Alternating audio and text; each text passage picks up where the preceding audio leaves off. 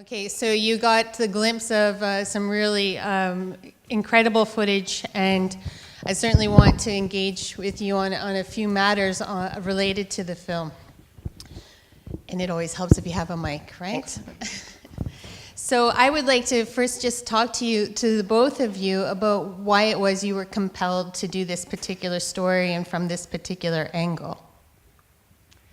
Well, first of all, thank you all for staying, and sorry that it was a 78-minute version rather than a cut-down 60-minute version, which we will work on this week. So Georgia and I made our first feature documentary in Bosnia-Herzegovina in 2013. We spent 2 years making that and finished it in 2014, and that time, obviously, everything was extremely fierce in Syria and the surrounding countries, and we thought that we should travel to Lebanon as a country where you can actually operate as a filmmaker relatively safely, and have access to many, many Syrians with very different stories. So that compelled us to travel to Lebanon initially. Just one quick thing. Also, having made a film about the ongoing consequences of war on the Bosnian youth, it kind of compelled us to look at today what's happening to youth who are experiencing current conflict. So that our journey from Bosnia led us to work with the Syrian crisis at the moment. So. Excellent. So I was commenting to the two of you that about a year ago I was in Zaatari, in one of the biggest refugee camps in Jordan, having conversations with young people there who were under the age of 19 and mostly around the age of 14, 15. And we were talking about the challenges that they felt in being in a refugee camp and at the same time having requests or feeling pulled to go back to join the fight. And for many of them, it was the Free Syrian Army, as was mentioned in your film. And so I wanted you to comment on how incredibly informed you became about the difficult choices that young people make in war.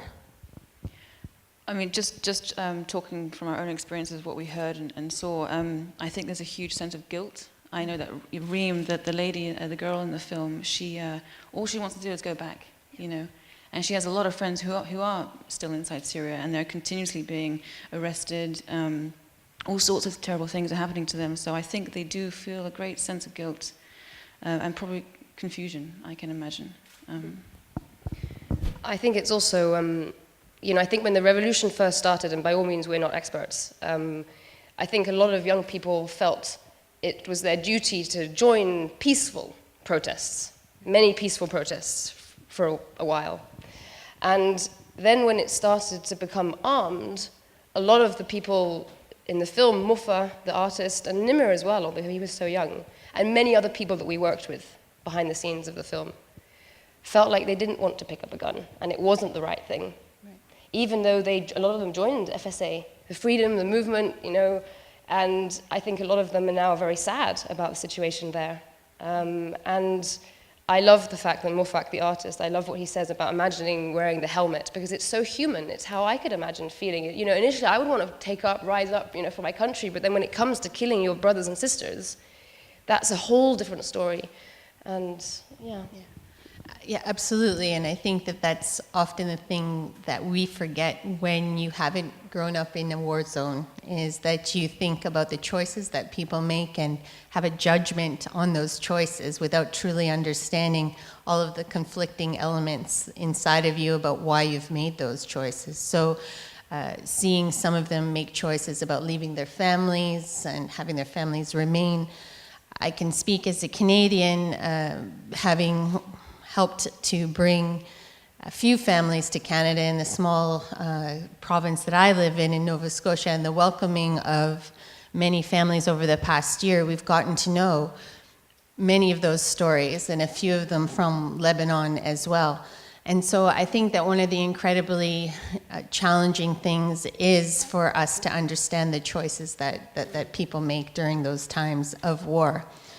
One of the comments that came out of the film that I felt interested about, particularly because our work is about trying to end the use of child soldiers around the world, was that comment about how if you give children a gun and they carry a gun, then they'll only ever think about carrying a gun. And I'm curious to know what your perspective is on that and what you might have felt like you learned about that particular aspect as well.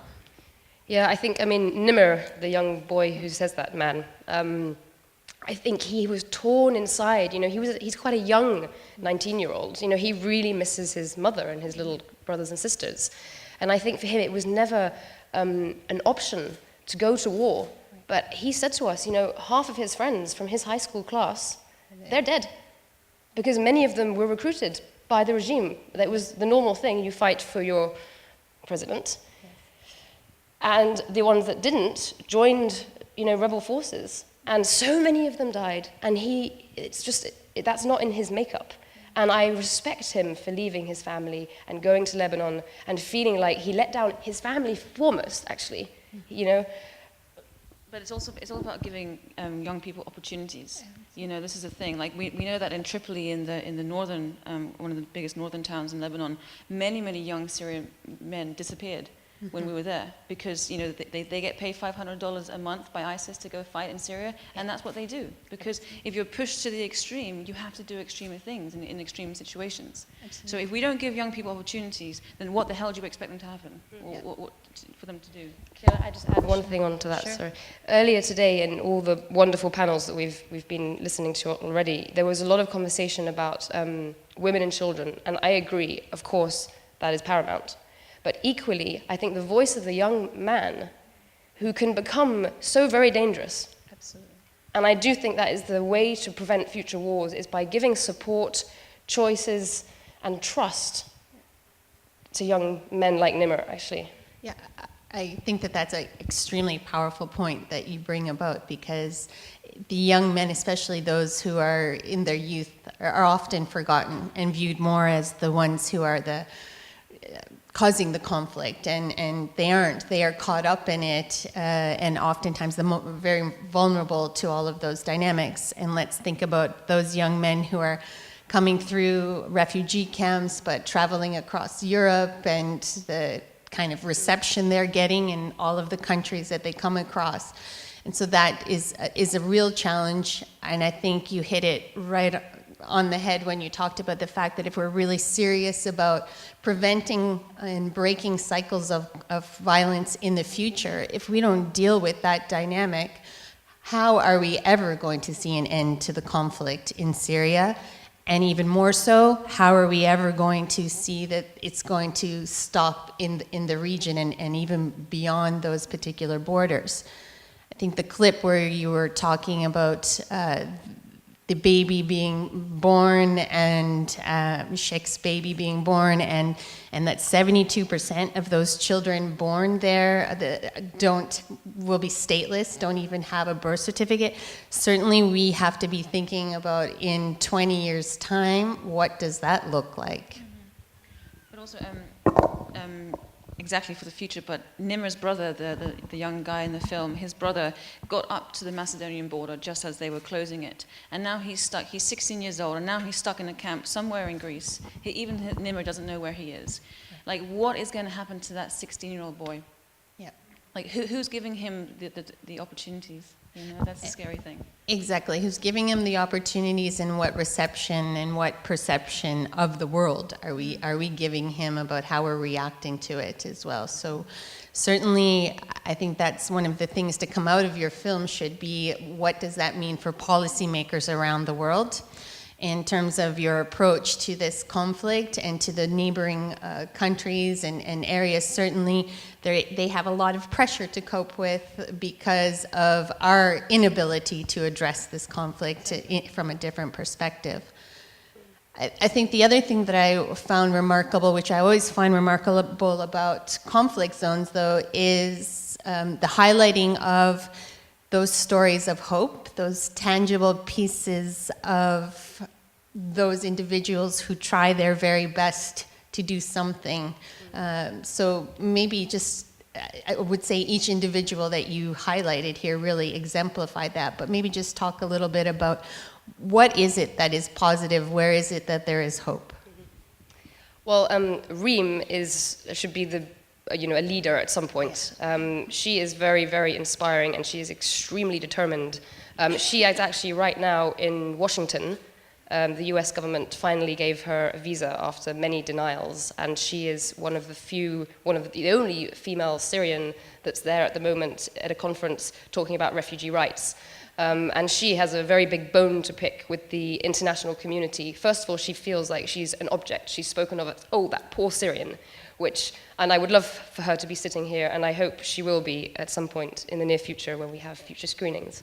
She is very ambitious, but she has had a very long, hard journey. She needs to learn more. She's an architect. At the moment, she's running an international NGO. You know, they're working with peace building inside and outside Syria.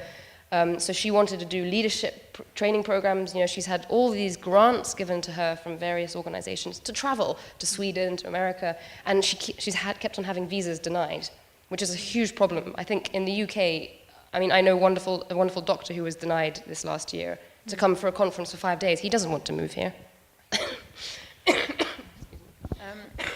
When we first found Sheikh Abdu in the north on the Syrian border, we were like, yes, you know, he's such a positive guy. There's hope in him. There's hope in his story. He had everything going for him, you know, in the sense of his situation. And then over the course of filming him for a year, when the visa laws changed happened, and we saw this complete deterioration in his situation and his attitude and his general feeling of life. And at that point, we got really depressed because we're like, wow, even this man, if we can't give him a little bit of hope, what hope is there for all the other refugees in Lebanon? So it was a big mixture of real depression and hope in the film. It was like a huge roller coaster.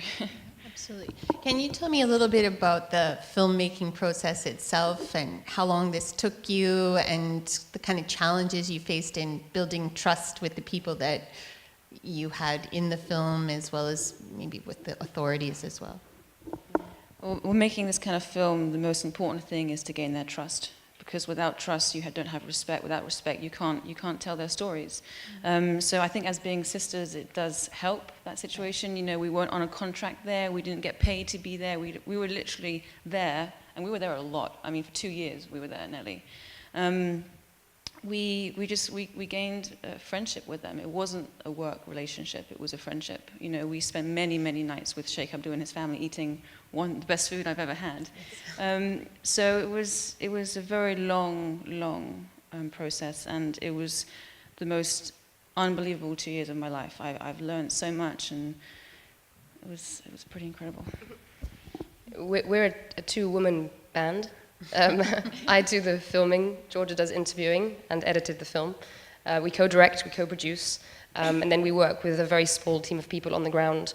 And regarding the Lebanese authorities, some people knew that we were there, but we didn't at the time get official accreditation or anything, partly because when we first went there, we weren't quite sure of the angle of our story, and we didn't want to put anybody at risk who we were filming. And we are quite good at going very subtly to places. In fact, the Foreign Office told us, absolutely, whatever you do, do not travel to our car. So, of course, we went and didn't tell them. Our dad actually called up the British Embassy in Beirut and said, you've got 2 English girls in Beirut. Do not let them go outside of Beirut. That was so funny. Yeah. Of course, Dad would do that. I understand. I wanted to ask you, though, in terms of what you hope this film achieves, and you know the kind of thinking that you have about going out there and getting a message out there. Just talk a little bit about that. Yeah. So I mean, that's why Georgia and I invest a lot of time in documentary films. We believe in their power as a tool. Not to give our voice, but to give voices to people on the ground who know far better the situations than any of us here, probably, to be honest. So our ambition is to have this film seen by as many people as possible. And I think at this point, we can't have you'll see at the end of the film, there's no ask, there's no solution. I think what we can best offer is discussion. And also, really, I hope that this film will make people recognize that, you know, a Syrian man or woman or child is a very nice person to have in your country, and they are absolutely an asset rather than a hindrance. So, also, if there's anyone in the audience who would like to use the film or help us use it in a constructive way, please do let us know. Yeah, Absolutely. It's just finished yesterday, so we have a lot of work to do, and it would be very nice to speak to people. We have an outreach plan that will come into fruition. And there'll be different versions. So there'll be a conference version, 20-minute version. There'll be an educational version, which will go into schools and universities. And then there's this version which will be in festivals and on television. And we're going to do a lot with it. We really want to get it out there and make some sort of change. I think that's fantastic, and I think that it's great that you're looking at different forms and processes of getting it out there. I would very much like to echo that you should be advocating to have this be something that is in schools for young people to see, because maybe if the policymakers now aren't going to make a difference, the young people who are being educated now and who are interacting with refugees that have come to our communities will make a change in the coming years. So I want to thank you guys both very much for this brief conversation and to get to know you a little bit, and thank you for all of your hard work and your dedication, and I certainly hope that you go away feeling moved today. Thank you so much for coming, everybody. Thank you so much. Thank you.